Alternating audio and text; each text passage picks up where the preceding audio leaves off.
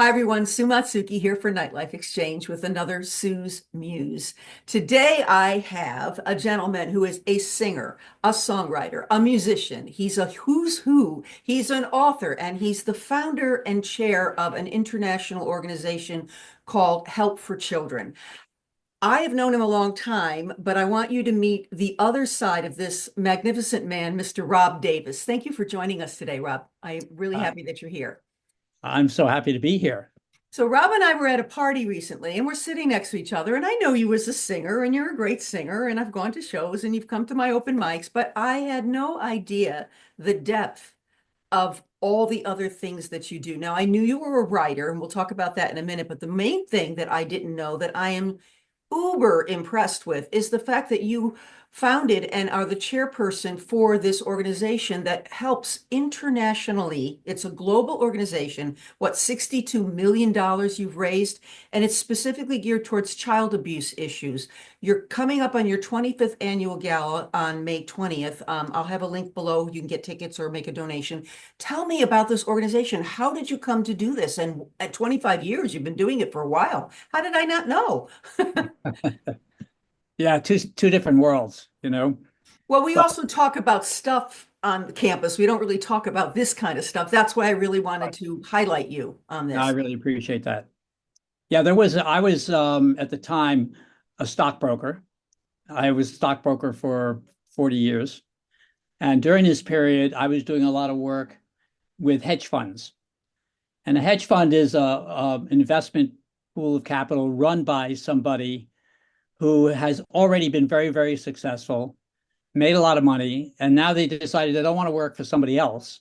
They want to have their own fund and put all their money in their fund. Mhm. And then they open it up to allow other people, if they want to put their money alongside the manager's money. So it's run by somebody who's eating their own cooking, so to speak, because they have all their assets in that same pool of capital. That's the idea of a hedge fund. And the only people that do that are people that have been successful Mhm. and have decided they don't want to work for somebody else. They want to build their own business. So it's a very interesting world. And there happened to be in 1998 a disaster that happened in the industry. One of the most respected and largest and successful hedge funds blew up and turned out to be a fraud. Mhm. He had three Nobel Prize winners on the staff Mhm. who all contributed toward bloxing everybody else, like fooling everybody else into believing that they were elite and superior. This is under the umbrella of Ponzi schemes, right? Yeah, Yeah. yeah. And Alan Greenspan, who was then chairman of the Fed, had to step in and orchestrate a bailout that included the principals in that fund losing all of their equity, Mhm. and um, and it caused a furor in the industry because and the media picked up on it and began vilifying all hedge funds as though all hedge funds were like that, Mhm. which is not true. And I was actually in the business of calling on a lot of those people and having daily dialogues with many. And so I knew that that was just a mistake. And I was reading an article in the journal, Wall Street Journal, on one Sunday night, and it was the Friday paper, which I had missed. So I was trying to catch up on my reading. And there was a column written by a Princeton economics professor and an NYU economics professor, just completely ripping apart hedge funds at large, and had no idea what they were talking about. They were completely wrong. And I thought to myself, somebody should do something to get better publicity, because I know that most of my clients had foundations and were very, very generous making donations for various things. So I thought to myself, somebody should do that. And I happened to be looking right in the mirror of my office door. And I thought, well, maybe you should try to do something. So the next day, I called all my competitors, and it was like, oh, Rob Davis calling so and so. yeah, Rob, what can I do for you? I said, well, long-term capital, terrible publicity, completely missing the point. Uh, how about getting together and having a party and raising money for a good cause? And to me, because of my own life's personal experience, the good cause was preventing and treating child abuse. And people literally, I remember I can still hear the first guy I called, who was my most ferocious competitor, gasped. I could hear him go, oh my God, what a great idea. We're in. What can I do to help? Awesome. Now, let me just ask you something. So that started kind of in your mind as a way to bring back up the good people in the industry on a PR level, but then blew up into this global organization and foundation. Did you start nationally, and how did it grow to be what it is today, 25 years later? I mean, Story is a story of multiple miracles, honestly, mhm. because I only had a concept of having a party. So in rapid succession, I met a woman who was in the event business for one of the big brokerage firms, and I was telling her about this. And she said, where are you going to have it? And when are you going to have it? And this was October or so of 98. And I wanted to have it near Valentine's Day because I wanted to call it Open Your Heart to the Children. Mhm. And I have a pin right here that I showed you, I think, Yes, at the party. which is a heart with a circle around it. Open your heart. And somebody had on a napkin jotted this, who I was telling about what I wanted to try to do.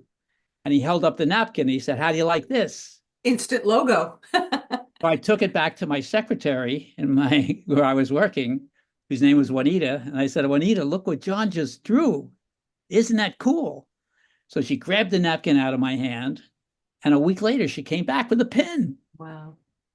And now this pin is on all of our, this Signature. concept is Yeah. on all our literature. You go to our website and it's all over the place. Yeah, I'll And have the everybody, website and all the links below this interview. Yeah. and everybody who's involved has a pin Mhm. or gets a pin.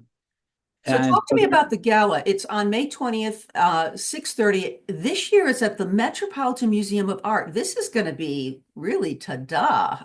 How did that come together? And are you in the throes of organizing everything at this point? well, just to finish the last Mhm. point quickly. So I had this one event, and at the end of and did I say the Pierre Hotel? I didn't say Yes. that. I No, you said, did not say the pier. Yeah. okay. So I met this woman. She said, where are you going to have it? And I said, I don't know. I'm looking at places. And she said, it's October and you want to have it in February? You men are so stupid. I cannot believe it. I cannot believe it. Don't you know, you idiot? You have to plan these things ahead a year. And I said, well, Oops. I can't stand it. So the next day I got a call from her and she said, okay, write this down. Jonathan. And she gave me this phone number. And she said, he's the head of events at the Pierre Hotel. Well, I think I'd been to the Pierre once for breakfast or brunch. And Yes, it's the most beautiful elegant place. hotel in New York City of all of them. And so I called the guy and he said, could you come over here right now, please? So I went to the Pierre Hotel, went in his office, and he said, we just had a cancellation for February 9th. Would that work for you? Wow. And by the way, we love Julie. Julie does a lot of events with us. So we'd like to offer this to you as our gift. Wow. Wow. It chokes me up till they Yeah. tell you the truth. Just telling you the story chokes me up thinking about it because it is such an elegant place.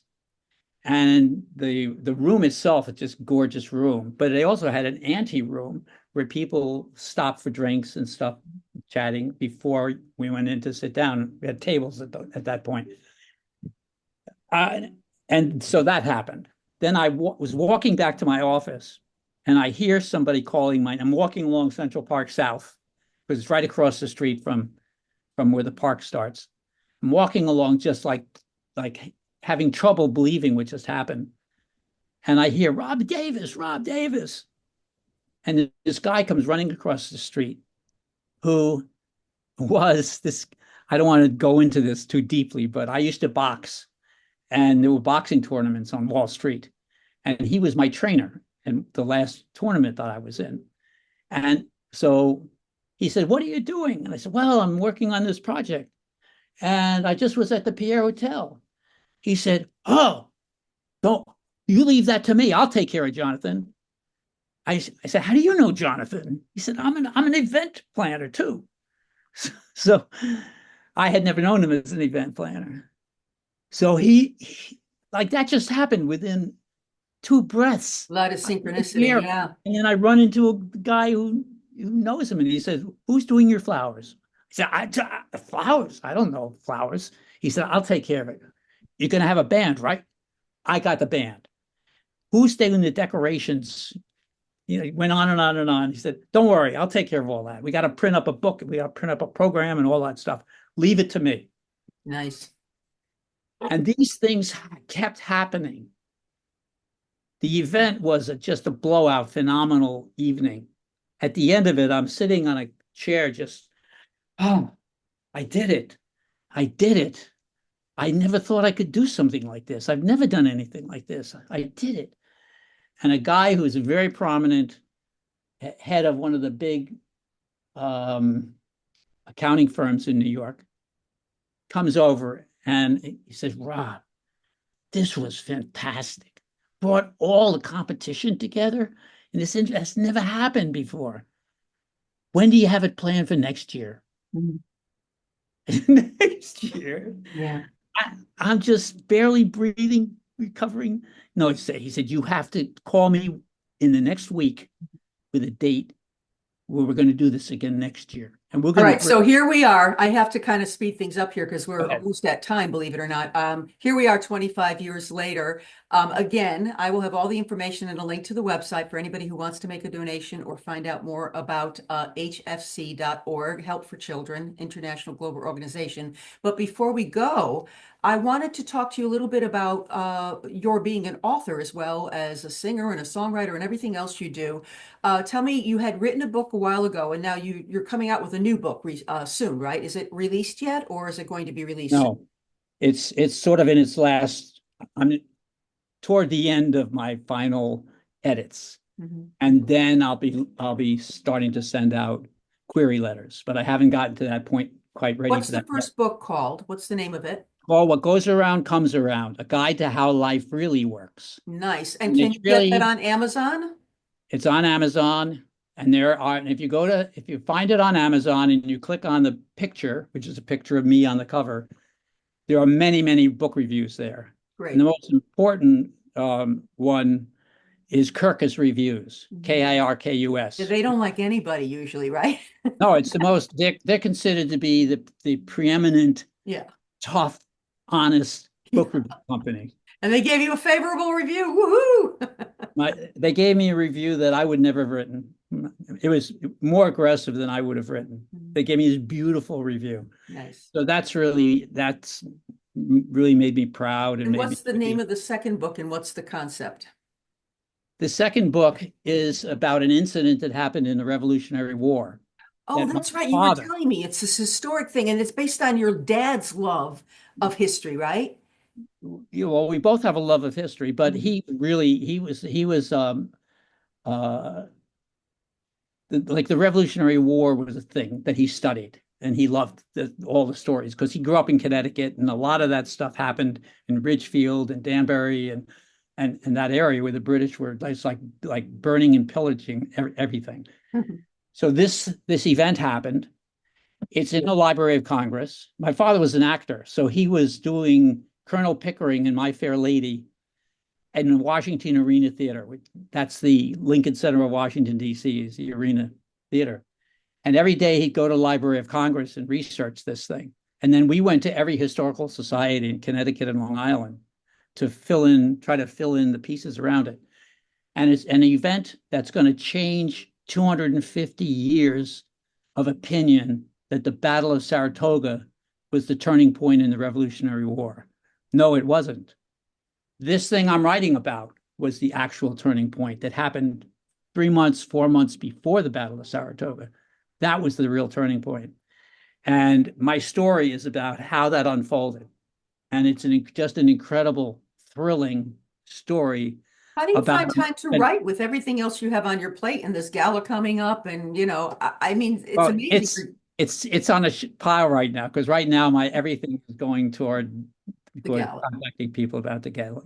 And I Yes, know that you're a who's who. What category are you a who's who in? You had mentioned that in conversation.